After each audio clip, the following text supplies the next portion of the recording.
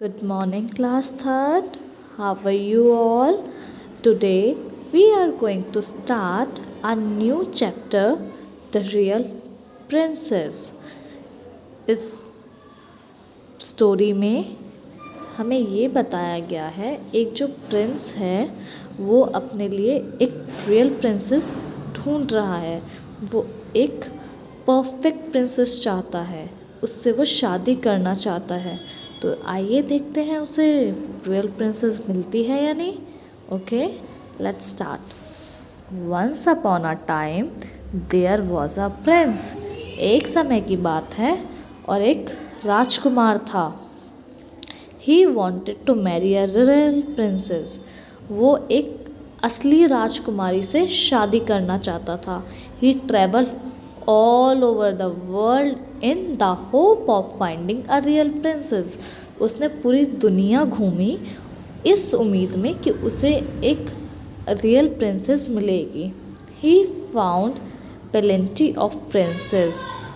उसे कुछ राजकुमारियाँ मिली जो समृद्ध थी, ठीक है, पर it was impossible for him to decide if they were real princess और नॉट। पर उसके लिए यानी राजकुमार के लिए ये बहुत नामुमकिन बात थी कि ये डिसाइड करना कि वो उसके रियल प्रिंसेस हैं या नहीं। एट लास्ट आखिरकार ही रिटर्न टू हिज पैलेस। आखिरी में वो अपने महल के लिए आ गया। यानी जब वो घूमने गया था, विश्व घूमने गया था, अपने लिए रियल प्रिंसेस देखने गया था, तो उसे वहाँ पे कुछ ऐसी राजकुमारियाँ मिली थी, ऐसी प्रिंसेस मिली थी जो समृद्ध थी, जो पेलेंटी थी, ठीक है। बट क्या प्रॉब्लम आई प्रिंस को, ये उसके लिए इम्पॉसिबल था डिसीजन लेना कि वो उसकी रियल प्रिंसेस है या नहीं। तो उसने सोचा कि फिर वो अपने घर यानी अपने महल में वापस आ गया, ठीक है। One evening a fearful tempest across. एक शाम बहुत तेज़ आंधी आने लगी, ठीक है। There was lightning and thunder and the rain poured down from the clouds in the torrents. उस शाम को बिजली कड़क रही थी, बहुत तेज़ हवा चल रही थी और बारिश ना ज़ोरदार बारिश शुरू होने लगी। कहाँ से? बादलों से बारिश गिरने लगी थी, ठीक है। और वो इतनी तेज़ थी, उसका प्रभाव इतना तेज़ था कि उससे सबको डर लग रहा था। It was a pitch dark outside. बाहर बहुत अंधेरा हो चुका था, ठीक है। Suddenly there was a violent knocking at the door.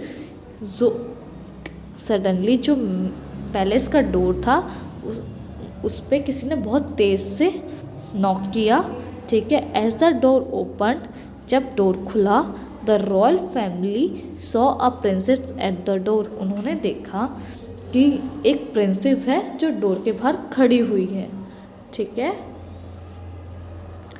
Next page number 68। The old king was surprise to see हर।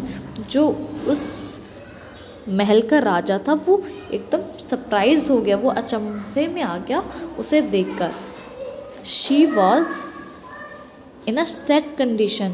वो अच्छी कंडीशंस में नहीं थी। क्यों? क्योंकि बाहर आंधी आ रखी थी, बहुत तेज़ बारिश हो रही थी, बिजली कड़क रही थी, अंधेरा था, तो वो अच्छी कंडीशन में नहीं थी। The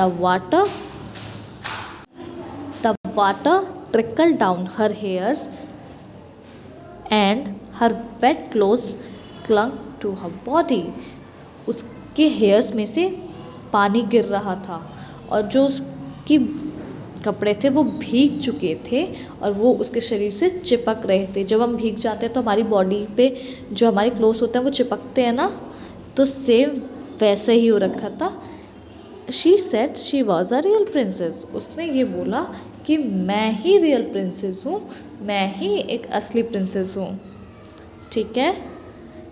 O we shall see that, thought the mother, princess mother, the queen.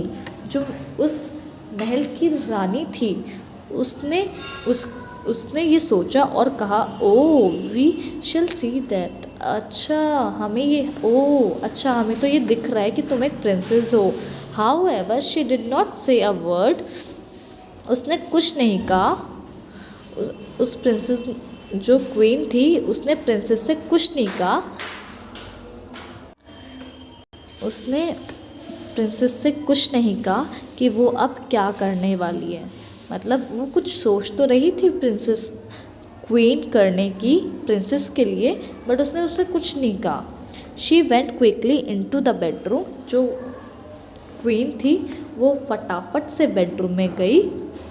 Took all the bed cloth of the bed, उस जितने भी जो बेड के ऊपर क्लोथ थे उन्होंने सारे बेड से हटाए, चादर, ब्लैंकेट्स और जो बेडशीट्स थी वो बेड से हटाया। And put 3 little stone on the bed, और बेड पे जब गद्दे हटा के उसने क्या रख दिए, 3 छोटे छोटे पत्थर के टुकड़े रख दिए उस बेड पे। Then she laid the mattress one upon another over the 3 stones and put many bedsheets over the mattress. उसने जो रानी थी, जो क्वीन थी, उसने क्या किया कि उन पत्थर पे, वो जो 3 पत्थर थे, छोटे पत्थर रखे गए थे बेड के ऊपर, उसके ऊपर उन्होंने मैट्रेस मतलब उन्होंने गद्दे बिछा दिए। ठीक है, गद्दे, उस गद्दे के ऊपर फिर चादर, उसके ऊपर फिर चादर, बेडशीट्स लगा दी, यानी उसे बहुत मोटा कर दिया। ठीक है, उसके बाद the guest princess was to pass her night on this bed. She was offered royal supper and guided to her room. ठीक है, वो जो प्रिंसेस, जो गेस्ट थी, जो मेहमान थी, वो प्रिंसेस उस महल में, वो उसे उस बेड पर ही पूरी रात निकालनी थी। ठीक है, और उसे रॉयल सफ़र मतलब उसे शाही भोजन दिया गया और उसे कहा गया कि ये आपका रूम है, आप इसमें जाके आराम कर सकती हैं। ठीक है, ओके क्लास, आज के लिए इतना। ठीक है, अब हम कल पढ़ेंगे कि क्या हुआ। अब आप लोग ना स्टोरी खुद पढ़ना और कोशिश करना कि अब आगे क्या होगा, वो बेड पे कैसे सो सकती है, क्योंकि उसमें तो स्टोन्स भी लगे हुए थे ना। Okay class, take care of yourselves. Until bye.